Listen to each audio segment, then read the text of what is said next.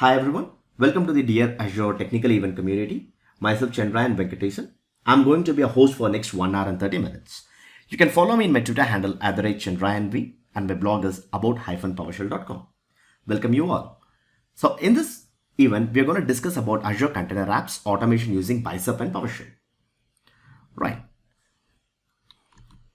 So today's agenda is we're going to discuss about Azure Container Apps, features of Azure Container Apps, comparison of container services, key concepts, overview of Bicep, Pod and PS HTML module, Dapperize PowerShell application, build a microservice app, and a demo. So if you're not familiar with Pod and PS HTML, you may have a question like what does Dapperizing PowerShell application? First and foremost, you may get a question like how do we build an application using PowerShell? Can we do a microservices using PowerShell? Yes, of course we do. So that's our demo. So before getting on to that, let's go ahead and see what is container apps. Container apps enables developers to deploy containerized application without managing complex infrastructure. It's language and framework agnostics. It has inbuilt Dapper support for building resilient microservices or modern apps. Scale the apps, microservices, dynamically based on HTTP traffic or events powered by KEDA, that's Kubernetes Event-Driven Automation. In short, Container Apps is nothing but an abstraction layer on top of the Kubernetes. So, Container Apps allow you to run multiple container revisions. That means you have a container app which is being deployed, considered as a revision 1. You have any minor or a major modification and you're going to deploy it for the second time, you're going to get a revision 2. You can run multiple revisions and you can split the traffic 50% to the revision 1 and another 50% to the revision 2.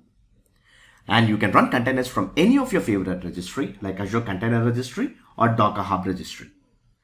It supports autoscale and it has a inbuilt Dapper support. So you can build microservices with Dapper and you can enable HTTP ingress. Of course, when I'm going to create a container app, I need to define a kube environment. A kube environment requires a log analytics, so you can view your application logs over there. And you can use the Azure CLI extension or ARM templates to create the container apps. And of course, it also supports securing, managing the secrets. So you can have some connection strings, or you can have some kind of secrets which you need to hide, and you can keep it securely in the container apps. That is supported as well. So here comes the comparing the Azure container options. So the first question people get is like, what does that AKS does when Azure Container Apps is providing you some additional features? Container Apps is still in preview, wherein Azure Container Apps have no direct access to the underlying Kubernetes API. So AKS is the way to go if you need access to all the AKS API, but not the container apps. App Services is optimized for hosting web applications and integrates with Azure Container Apps and Azure Functions. Okay, just make sure of that. When you're going to pick the service, you have to make sure that is going to be apt for the application you're going to host. So that's what exactly this particular deck talks about. So you do have Azure Container instances, which has no concepts like scaling, load balancing, and certificates. The interaction with ACI is through other services. For example, AKS can layer orchestration and scale on ACI through the AKS virtual nodes. Alright, that's how you interact. To scale 5 container for an instance, you need to create distinct container instances, wherein that's not the case in Azure Container Apps. The last but not least is the Azure Functions, which is my favorite. The characteristics of the Azure Functions and Azure Container Apps looks 90% similar, but the way we are taking the approach to deploy our application differs. If you have a FaaS model, functions as a service model, that's how your application is being built, then you can go for the Azure Functions, right? So Azure Functions programming model is a base container image, right? It makes it portable to other container-based compute platforms. So you can reuse the code as environment requirement changes, right? So it's actually a debatable point. Do I need to choose Azure Functions or I want to choose container apps for the production? I would recommend go for functions because that's production ready, but container apps is not production ready. All right. key features? Container apps support for a variety of application types, including HTTP APIs, microservices, event processing, and background tasks. Flexible to write code using your language, framework, or SDK of your choice. Consider you have a team of 8 members, wherein 4 members have got good experience using Node.js, and other 4 members are good experience in Python. So you have got an SDK for building container apps. You can have a Python SDK and you can have a Node SDK. You can start building up your chunk of code, sort of microservices, and you can integrate it later in your application. So it doesn't stop you building it. And you don't need to be using one same language. You can't force developer to use same Node.js for building up the microservices, right? So if you know the language, you just go build it, and provided if it's supported in the dapper. Excellent. And its robust auto-scaling capabilities based on HTTP traffic or event triggers. It's one of the key features of container apps. It makes the configuration simple to perform a modern application lifecycle task. So you don't need to add some additional code logics, or you need to maintain the complex infrastructure as such. So those things you can avoid, and you can spend a lot more time on building your application, and you can work on your code logic a lot. Here we go with the key concepts of the Azure Container Apps. We need to focus more on environment, containers, revisions, activation state, and microservices. For me, these 5 are key concepts in Azure Container Apps. What is environment? It's a container environment that acts as a secure boundary around group of container apps. Consider I have got 3 containers. So I'm going to deploy all 3 containers in a specific kube environment. So that's a secure boundary. That's an environment that allows containers to speak each other, so that can connect each other because it's in the same kube environment. So container apps sharing the same VNet and log analytics workspace in the same environment can communicate each other. So there is no focused VNet or specific infrastructure services you need to provision, and you have to work on it to integrate it. No, you don't need to. You don't need to spend time on it.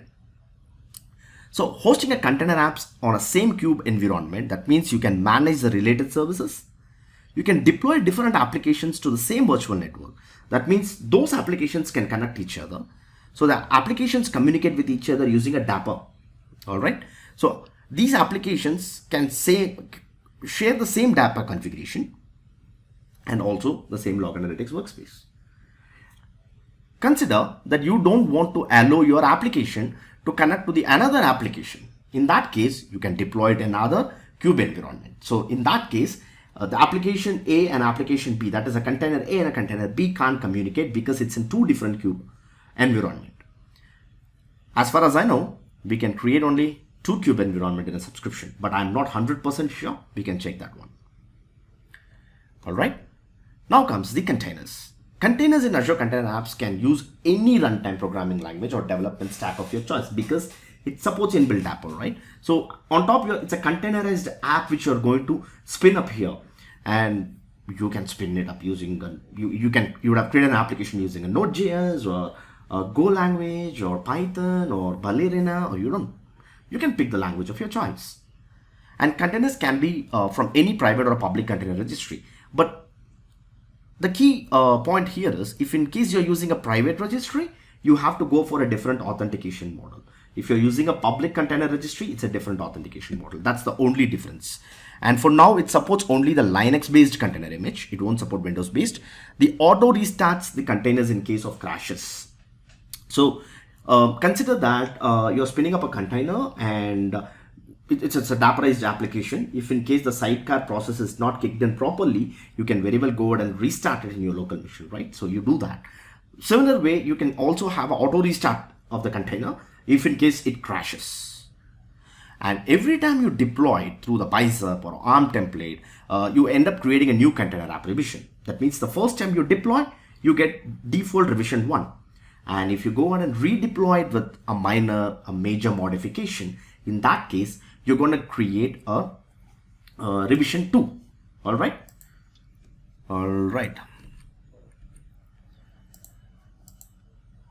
Revisions. Revisions are nothing but an immutable snapshot of your container app. Consider that you rolled out a specific container app on your container on your container apps, and when you're going for a revision, the previous will be having a snapshot, all right, and that will be maintaining its own state. It's your choice to go ahead and say which revision needs to be applicable for the environment. Say for example, you have a container with a revision 1 where you have got some cool new features, and probably that is not required for your organization, or you may want to add some more features. So you go ahead and modify the code and redeploy the container in the container apps. In that case, you get a revision 2. You can also split the traffic, as I said in the previous deck, that you can choose 50% of the traffic goes to revision A and another 50% goes to revision B, right? But also you can go ahead and make sure you can go ahead and deactivate one of the revision and give 100% traffic to the required container. It's up to us to choose it. So there is two type of scope changes here. One is a revision scope changes, another one is an application scope changes. So anything changes to the containers, add or update scaling rules, changes to data settings, any change that affects the template section of the configuration. These are all considered as a revision scope changes.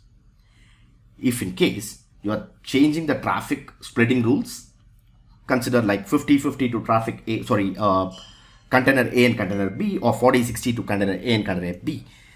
If in case you're going to do that, that's going to be application scope change. And if you're turning ingress on and off, changing the secret values, anything you change outside the template section of the configuration is considered to be an application scope change. And next comes is the activation state. In active revisions, remain a snapshot record. As I said, it's going to hold that state where we last deployed the revision, right? And there is no charges are applicable for the inactive revisions. So consider I have 10 revisions, only one is active and all 9 are inactive. You're not going to pay for that. But if you split traffic and you're going to use for one of the containers, so consider that you're going to use 2 containers through the split traffic. In that case, you're going to pay for that. Okay, so that makes sense. And you can have up to 100 revisions remain available before it's getting purged. That's the maximum upper cap limit given by Microsoft. So here comes is the application lifecycle management. So I think whatever I've explained it theoretically, we have got a image over here that will represent the same. So we have got a deployment.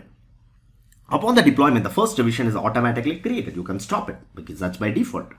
So you're going to have a container and pod and revision 1. That's the active revisions. There is no revision there. So by default, that is going to be your active revisions. That's where your application runs and it's going to serve for your organization. I have an update now. As a container app is updated, a new revision is created. So that's going to be revision 2, which you can see it over here already. So that also have same copy of what exactly I've done in revision 1. But if you have got some changes, it's going to be available only in revision 2.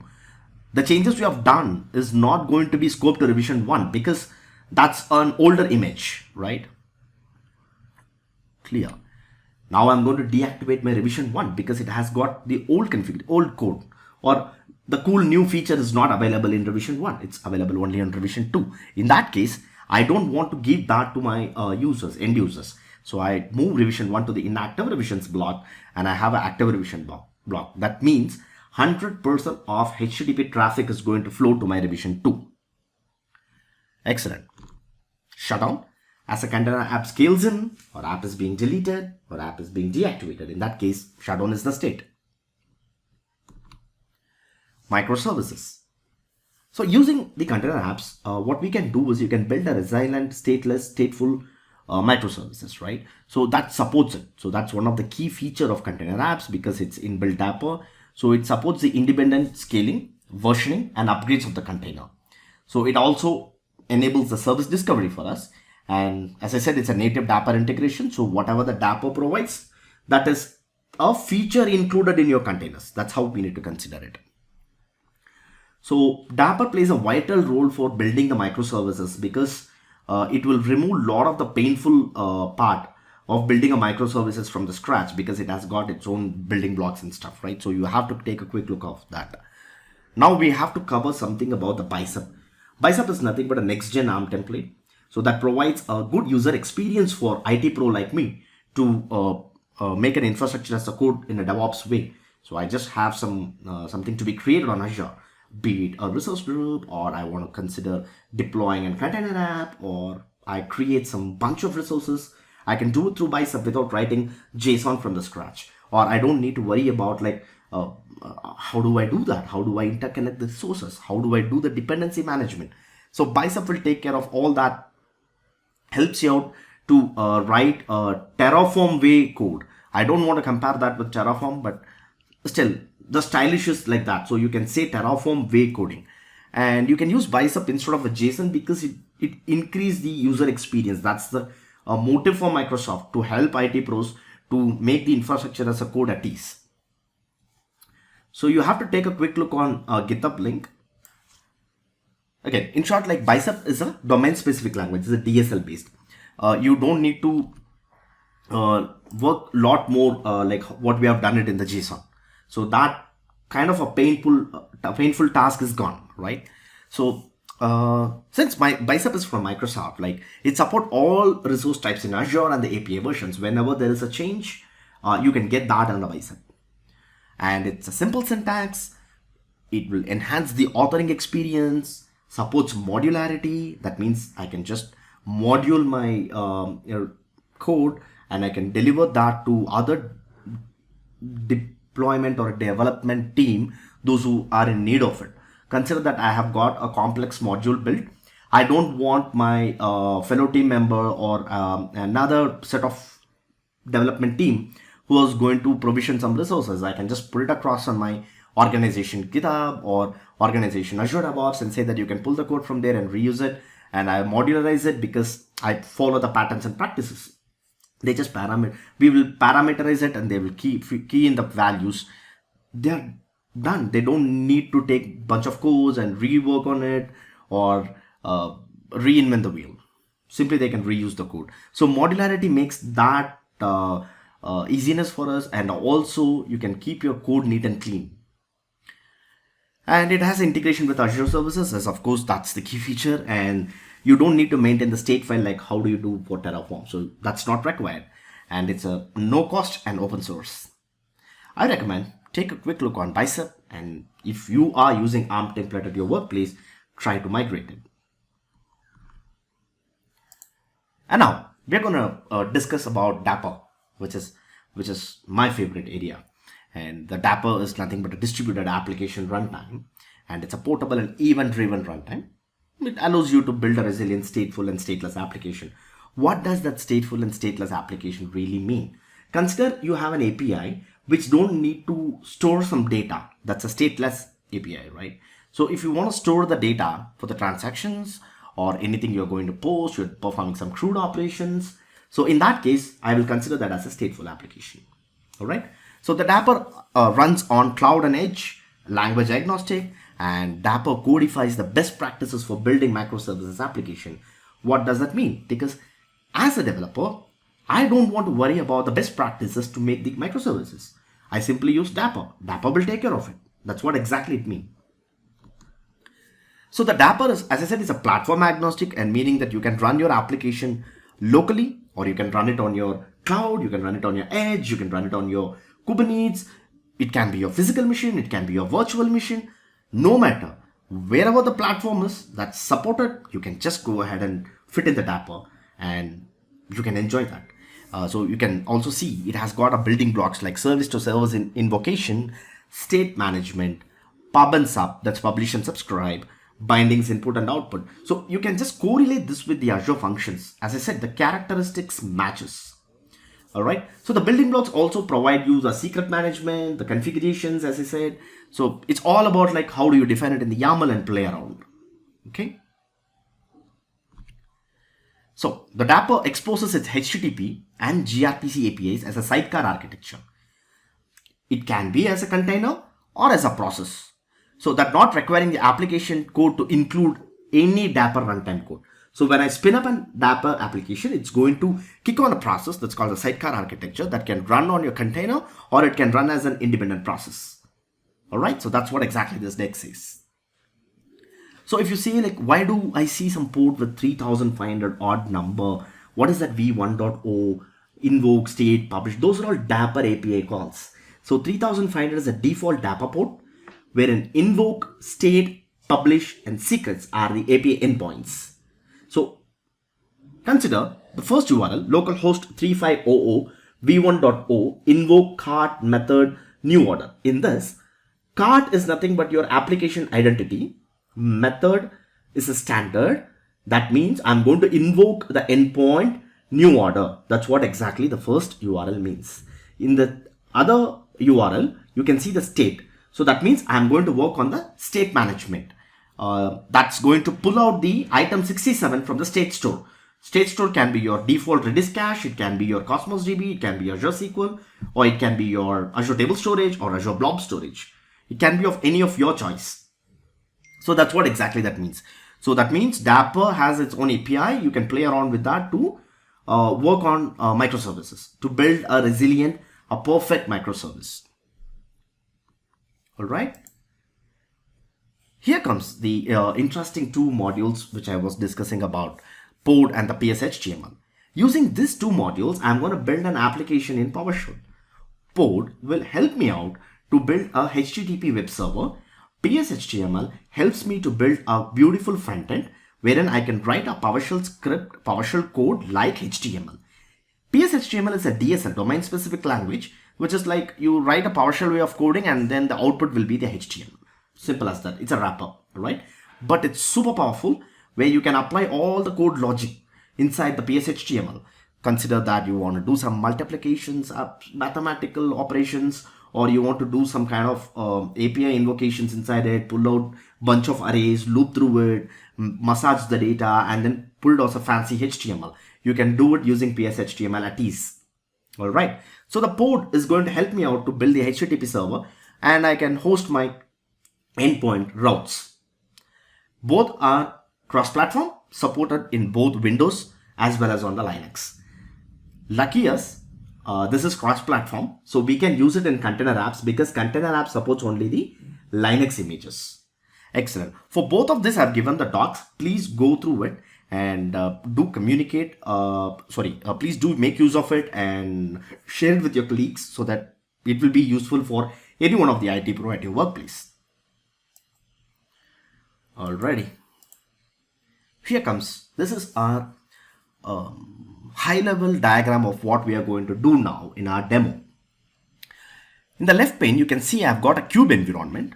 So this is the cube environment, the color shade on the right, and it has got client and a service. All right, I've got two applications. Both are PowerShell Pod application. One is going to serve the HTTP and the other one is a consumer. So it's going to provide some data for me and the client is going to consume it. All right. So I'm going to get, and the post method, I've done it in the service. Both are Dapperized. Just for a interesting factor, I'm not going to Dapperize the client application because I'm going to use it from my local machine. All right. So the service, I'm going to host it on the container app. The client is going to be in my client machine. So what exactly this yellow arrowhead says is like, since it's in the same cube environment, you can make sure the connection between these two is at ease. So I don't want to write additional code for that can communicate each other. And the sidecar architecture, as I said, the Pod application and the Dapper API is going to be on the HTTP or gRPC. That's what this arrow it means. Whatever the transaction I'm doing, say for example, I'm going to consume the service and place an order, or I send some data to my HTTP server, which is in my cube environment under the service section, right? So that data is going to be stored in Azure Table Storage.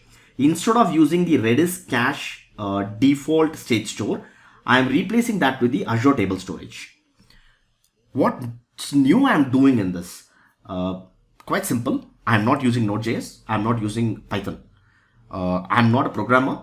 I'm a novice programmer, novice developer, and all I know is PowerShell.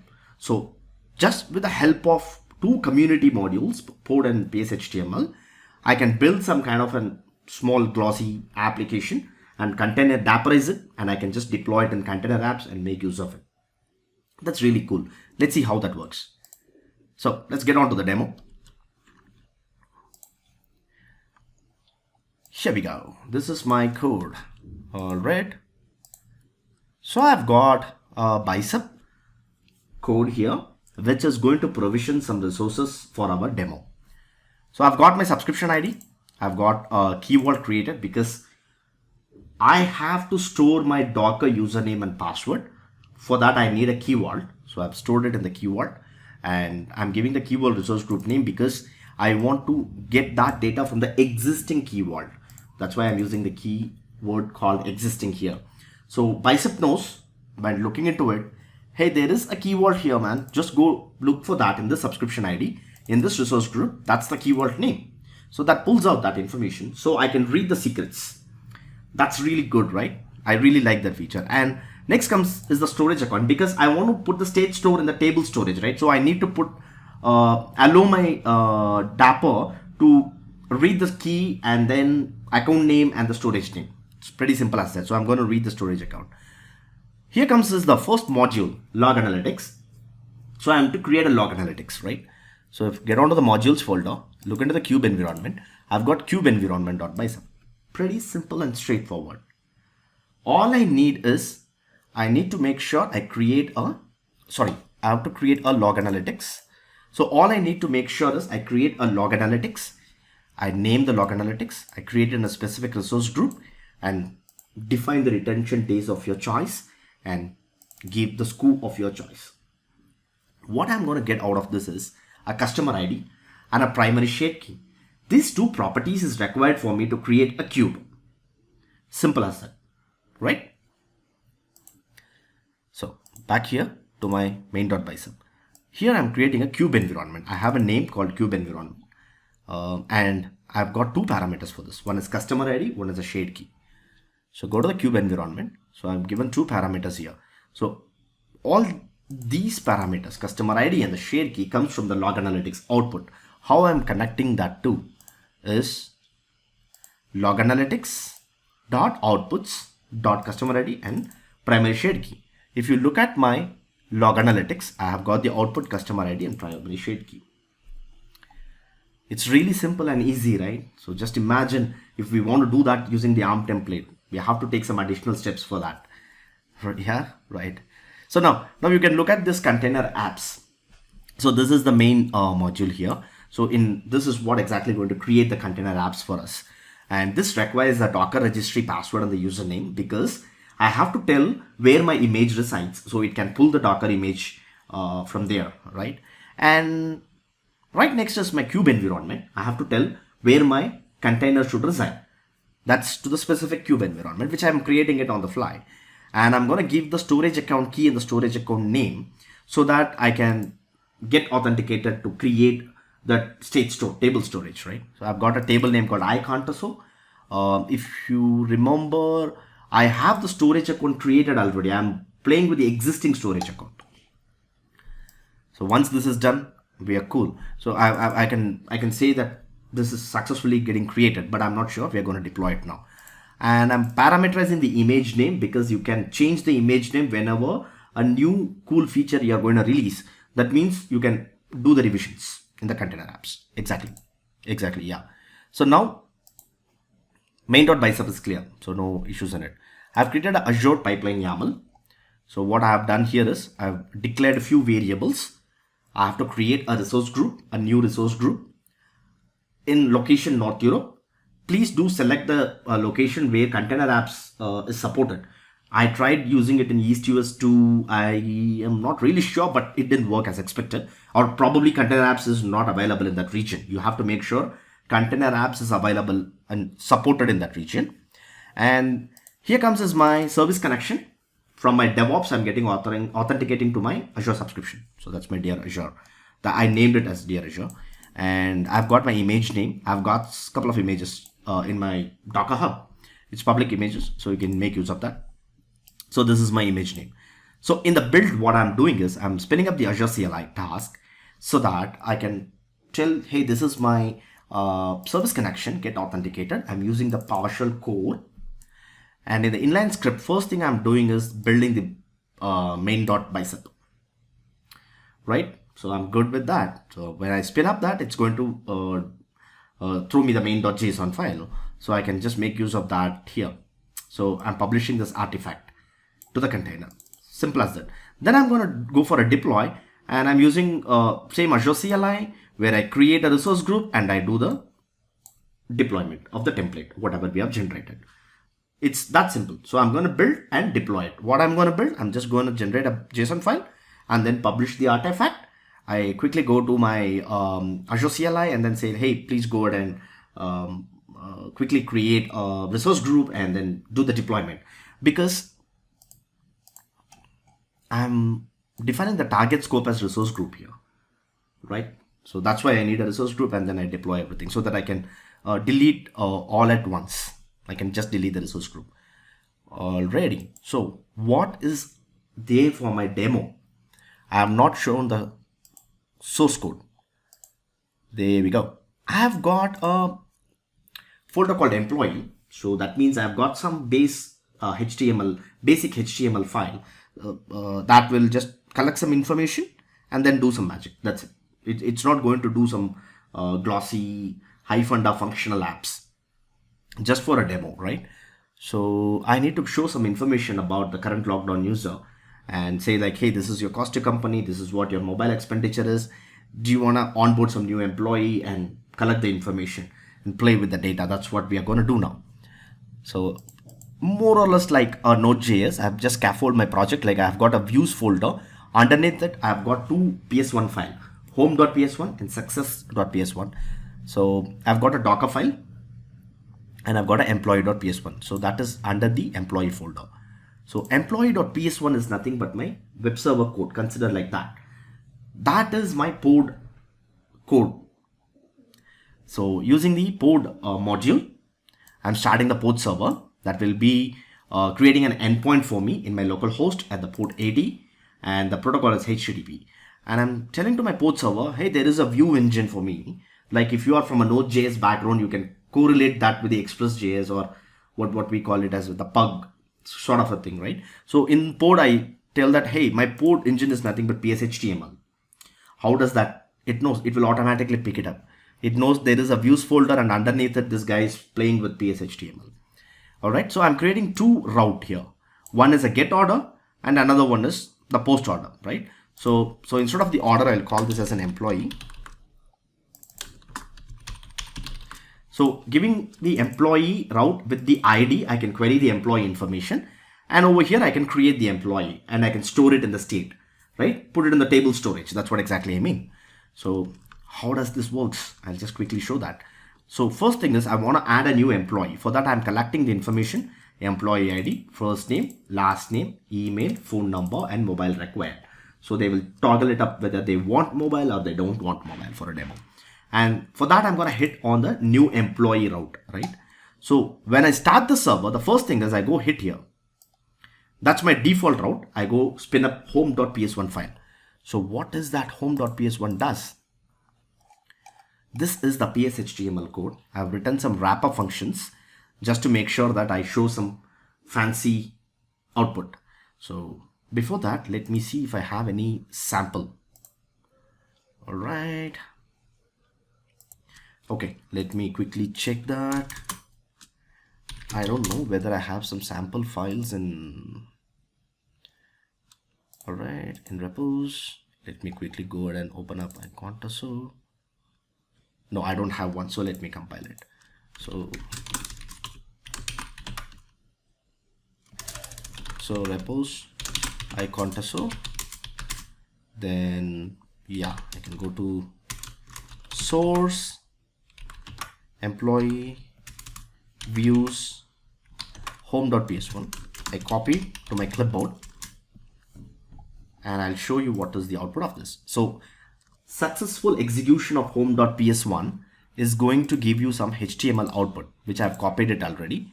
I'll show it here as like home.html. Format the document. You can see this is an HTML output with tags, but wherein if you look at the the PSHTML code, you can see it's in a PowerShell way of writing, right? I've got HTML content, I've got a head content, I've got some body. I will share this code so you can just take a quick look and refer the documentation of PSHTML and port. You can easily correlate it and build some fancy applications. Okay, so how does this looks? What is the output of this? Let me reveal this in the Explorer and open up at my favorite browser.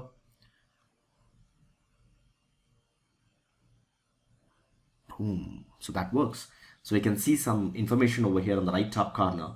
I've got some mail notification. I've got some alarming notifications which says like, hey, there is some pending tasks for you.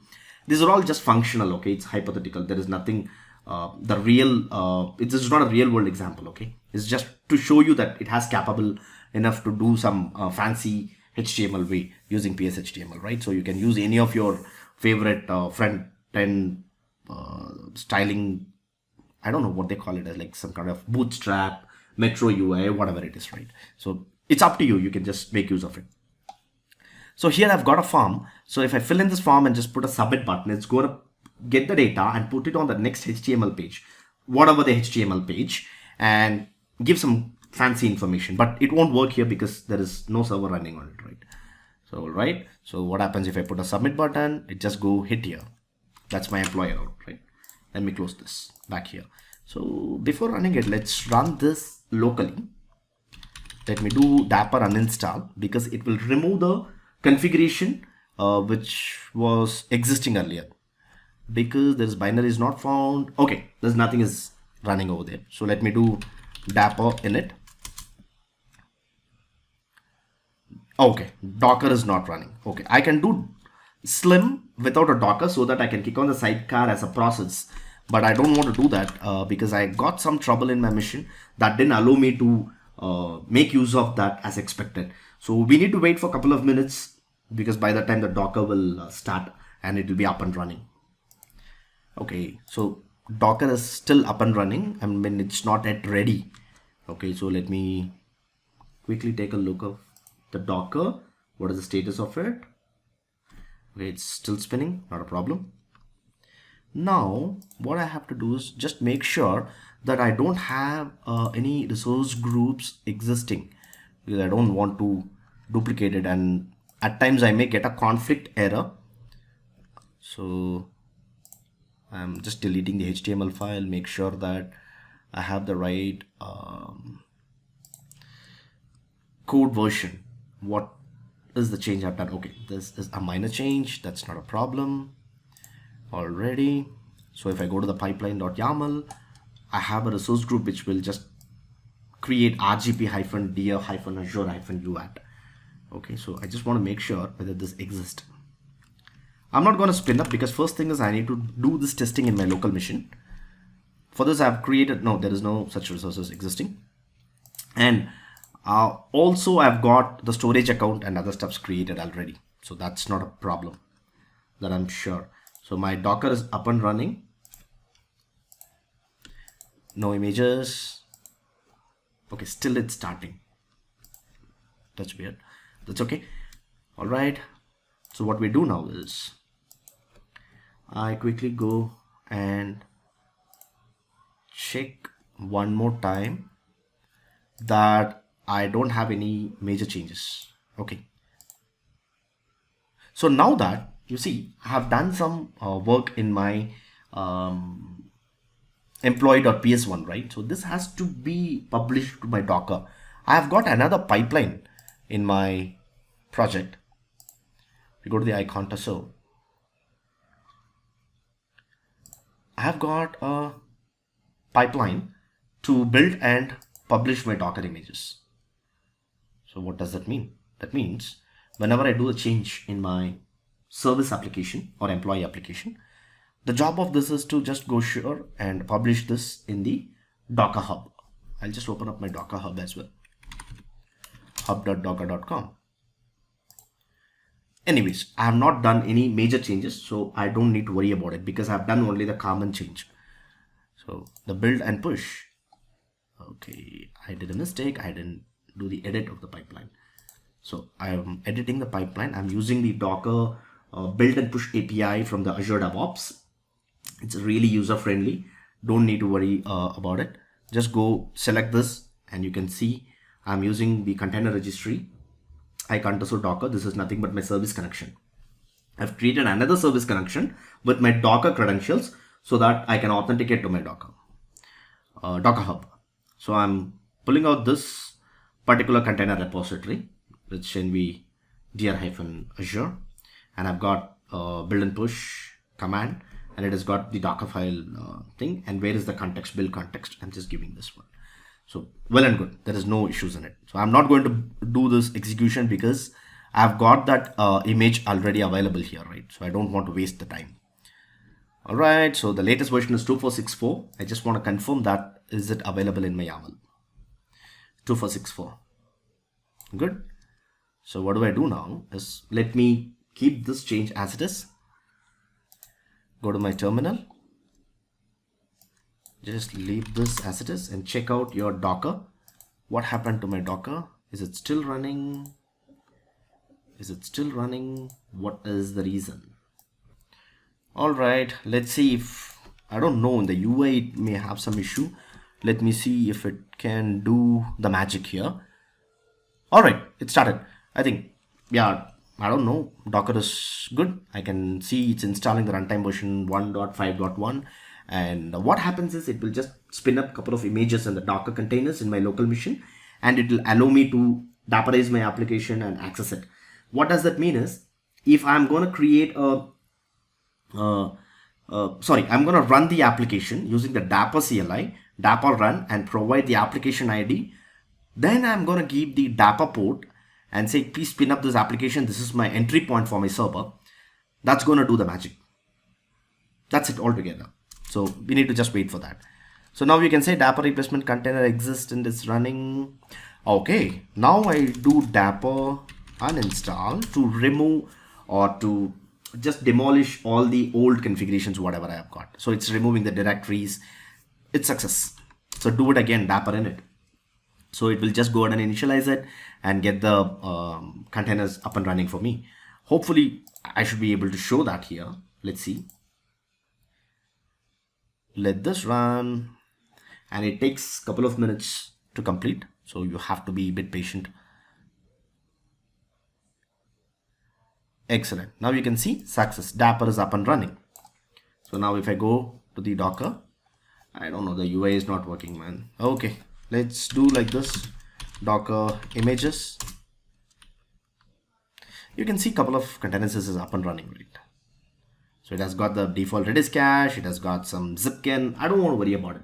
For now, I'm an IT pro. I don't want to worry what is running inside that container at this point of time. I just follow the instructions, what I've learned, and I'm going to demo the same. For now, I'm not going to do it. Probably if I get an opportunity to speak in the next event, I will definitely deep dive in Dapper.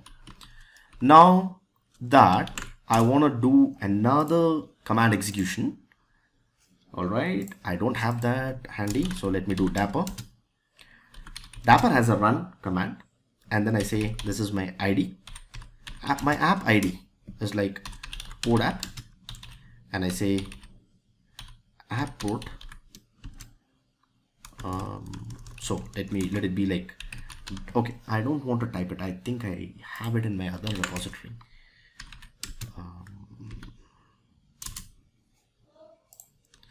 Let me go to my repos, and I've got it in my other repo where I can just open up my modules, my readme.md, sorry, open with the notepad or typo or whatever. Now what happens is I just want to copy that command because it's a bit lengthy and I don't need to type it and do some mistakes in a rush. All right, so let me copy this back over to my container. Put it over here to my console host, sorry, not a container. So here I'm using a run. I'm giving an application ID called port service, or you can just name it. And my app port is listening into 3000. But if you look at this application code, it's not. Right? Let me put that to 3000. Okay. I don't need to worry about it. I'll just run the pipeline. I have got an image already available in my Docker Hub. I'm going to pull it. That has a fixed one. There is no change in it. So I'm just for a demo in localhost, I'm changing the port. And then I'm defining the Dapper HTTP port to 3500. And where is my starting point? So it is going to be in my source employee.ps1. So let me do like this. Okay, I don't know why it's truncating. That's okay, because employee.ps1 is my entry point. So this is where I just hook up my HTTP server, right? Push enter. Wait for the magic to happen now. So you can see your up and running message, both Dapper and your app logs will appear here. You can see your some clumsy data is appearing here, which says like, hey, this is your app ID and this is what your scope is. This is your instance name. That's my local host name, all those information, right?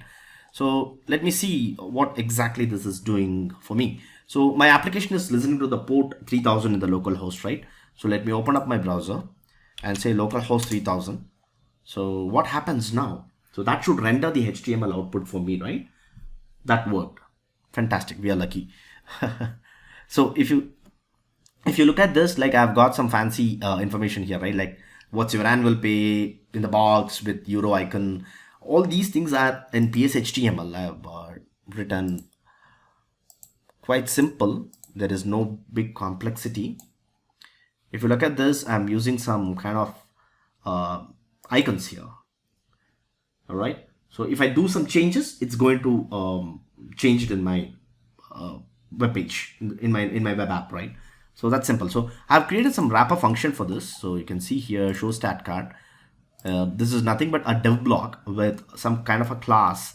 For this, you can just go to Metro UI.org. You can just get the documentation help from here, like how to build a simple HTML application.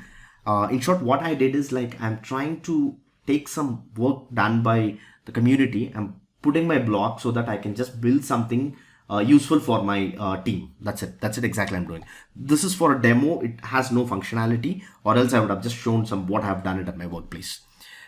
All right, so this documentation is suffice for you to go ahead and look for some examples, and you can grab some information from there or get some HTML code and convert it to PSHTML. So if you look into the Pandora theme, this is exactly what I have mimicked, or else you can say I nicked it from here. Right? So I've got some boxes and icons over here, right? So yeah, I've just did the same, but with my favorite colors and stuff. Now you can see it has some page form here, right? So what's happening here is it's just running. I don't know what's wrong with my PowerShell console host. Yeah, it's still working fine. So it's listening to the localhost 3000, and what should I see now? Some information, but I have not done some action on it, right? Let me do this. 1 2 3 4 5. That's my employee ID. That's my first name. That's my last name, and my email ID, my phone number, right? I need a phone, so I just say I need a phone, or I don't need. So mobile required. Yes, I need it.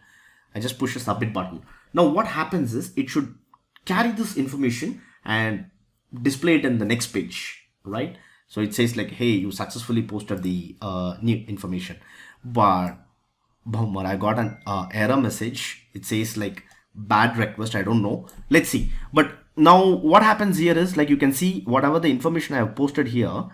It see like 1 2 3 4 5. That's my employee number. Got some information. I can put this in my state store, right? By default here I don't have a state store because it's running on the Redis cache. It's not running on the table storage. That component is not defined here. All right. So first let's see what's wrong in my new employee success message. It's good. I don't see any issue in this. Right. So I've got a new employee. I'm collecting this information, and I'm gonna call that in the state store, right? So this should help for me because I'm getting this body back. I'm getting this response, and I'm invoking the Dapper API port application 3500 v1 state store, right? So I'm posting the information. That's what exactly it does. So I don't know. Let me give a try one more time. Let me go back here and say 1 2 3 4 5 6 domain.com 1 2 3 4, or like something like this. Submit it. Yes, it worked. I don't know, it worked. So now you can see message we posted as success, and I've got some codes here and plotted some information. When I choose mobile is required S, I get the answer as S. This logic is pretty interesting in PSHTML. Actually, we don't need to put a lot of work there. If you see here, I'm putting a condition. If web event object.data.mobile required is selected as S, so that means back here, if I do this switch on, that's when this block will execute. It will create a table and then it will just say, hey, he has selected S. If I do selected as no, I don't, I get a table, but I see the information as no. Let me test that too. So let me do this, switch it off, submit, no. Cool, application is working. Close this, back to your console host, and you can see some information here. 1, 2, 3, 4, 5, 6, 7, and I've said like mobile required null because it has no S or on, right? You can customize it that too. My application is running as expected. So let me stop my server. I'll go to Dapper. I say uninstall. So that will clear the configuration from my local machine. All good. Now let's see if I remove this, will it clear it from my, no, it didn't. It didn't, only one container is moved off. That's okay. Let me remove all this. I don't want this running and taking some memory, but I don't think it will, but that's okay. I'll just remove it. Okay. So now what I need to do is, I know this application is up and running. I go to my pipeline. I have my iContoso pipeline, which is nothing but my Azure pipeline.yaml. I don't have any changes in this. So I just go click on run new. Before that, I'll make sure I don't have, okay, I deleted that RG. Well and good. Let me come back here, click on run.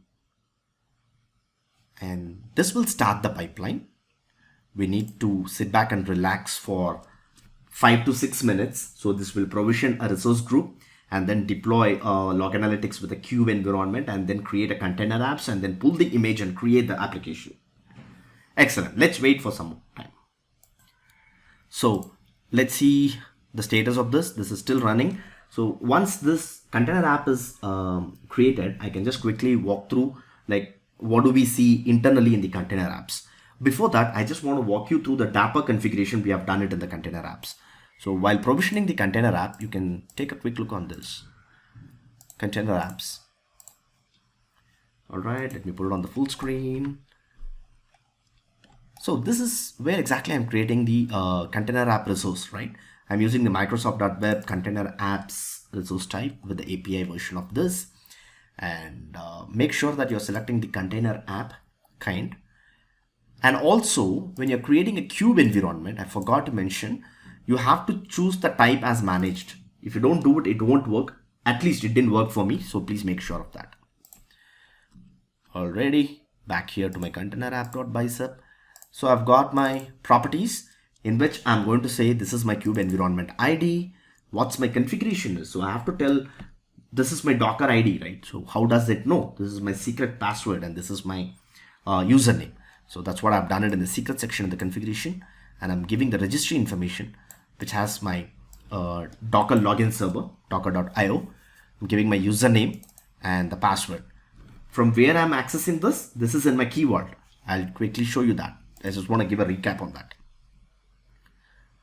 Main.bicep. So it's coming up from this particular key vault. So I have got this key vault already created, which is in KV Dapper, right? So I'll show you that key vault as well. Before that, let me quickly walk you through this. So I'm just telling, hey, there is a key vault, access it, get the user ID password, put it on over here in my configurations, right? So I'm defining the ingress as external equal to true. So I can access it from my anywhere from the HTTP network. And also I'm defining the target port as 80, transport as auto, right? So you have to see the same settings in the application once it's successful. Pipeline should be successfully deploying the container app. We have to wait for that. And next comes is the template. So I have to tell where is, yes, of course, I've given the Docker hub information. I need to give the image information, right? So I'm saying that this is my image name, which is variable. And this is the name of the app. If you remember -- app ID, that's what exactly this does. And then I'm saying that my resources is very minimal, so you can use CPU 0.25 and memory as 0.5 gigabyte. I need a minimum replica scale set of 2 and maximum is 4. You can manipulate it again. When I'm going to have a Dapper configuration section, this is where exactly I tell, hey, you know, like I'm enabling the Dapper. When I'm creating a container app, you can disable Dapper. I can play around with container. But if I enable the Dapper, what magic it does is it will enable the access to the Dapper API. All right. So I've got the Dapper enabled. App port is 80 again. App ID is icon also. When I say like my components, that means that is my state store. My component can be service to service invocation, or my component can be like my secret store or my configuration. For a demo, I picked up the state store. In the state store, I'm not using the Redis cache. Instead, I'm using the Azure table storage. So I've picked up this and I'm passing up the meta information, like what's my storage account name, key, table name, right? So that's what I did. Simple as that, right? So what it does is it just goes and configure the container app based out on this bicep file. Let's see the status of my pipeline. The build is completed. That's a good news. If I go to the deploy, it's started the deployment. Let me go to the Azure portal, refresh it, because this is the RG I deleted. So I know. So they should refresh it and show me some status, right?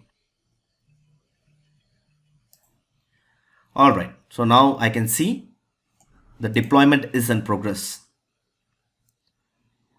Oh, good. It's completed. That's really good. So now you can see the deployment is completed. And what do you see underneath the resource group? I see 3 resources. One is container app. Another one is a container app environment. And I've got the log analytics workspace. Cool. Let me open up the container app now. So dear Azure container app. It should give me a URL. Good. Do a right click. Put it on open link in new tab. So, wow, I'm happy it worked. So we can see here, this is my container app URL. My container app is in North Europe region, and this is the suffix containerapps.io. For now, we can't customize it. Let it be as it is. So I need to check whether this works. So before that, I need to tell you one more thing. I've gone to my bain.bicep. Where is my state store? That is my table storage. That is in stage employee. Okay, stage employee. That's the storage account. Let me go to my portal. Go to my home. Okay, let me search for that particular storage account. Okay, here is my storage account. If I go to my storage account and click on storage browser, or you can go to the tables, it's your wish. And in the left pane, I'll quickly expand the tables. So this table will have icon Tasso. That's the table name. So it has got one row already. Let me quickly go and delete this. Now I've got an empty table. Now back to my application. I just want to confirm that this is working. All the blocks you see here on top, it has no use. It's just a fancy. Right, so let me do 1, 2, 3, 4, 5, 6. So my first name, my last name, my email at domain.com, 1, 2, 3, 4, 5, 6, 7, 8, 9. Right, I need a mobile. I just push on submit. So this is going to post some information to the next HTML page. Fantastic, it worked. So we can see the URL here. It's not my localhost. Awesome. So I've got some information back, right? Wow. Let me go back to my storage account, refresh my table storage. There we go with the state store. So I'm getting the information here, like my row key is 1, 2, 3, 4, 5, 6. Now what we do is just go get this URL and do like result equals invoke rest method URI, and here you can say employee. I'll show you what I'm trying to do here.